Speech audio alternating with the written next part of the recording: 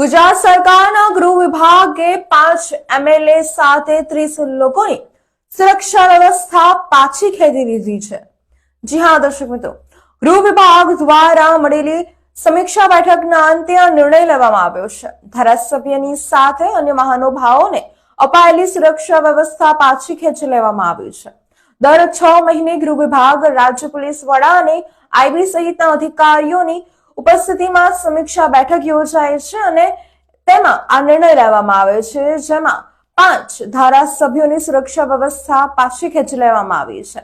જેમાં દિનેશ ઠાકોર ધારાસભ્ય ચાણસ્મા, સંજયસિંહ મહિડા ધારાસભ્ય મહુધા, રમણ પાટકર ધારાસભ્ય ઉમરગામ, શ્યામજી ચૌહાણ ધારાસભ્ય ચોટીલા, મોહનભાઈ ઢોડિયા ધારાસભ્ય મહુવા। ગુજરાતમાં કોઈ પણ મોટી હસ્તીને જો ધમકી મળે અથવા તો જીવનું જોખમ હોય તો તેમને આઈબીના ઇનપુટના સહારે સલામતી વ્યવસ્થાના ભાગરૂપે સુરક્ષા આપવામાં આવે છે। જો કે ખતરો ટળી ગયા બાદ આ સુરક્ષા વ્યવસ્થા પાછી ખેંચી લેવામાં આવતી હોય છે।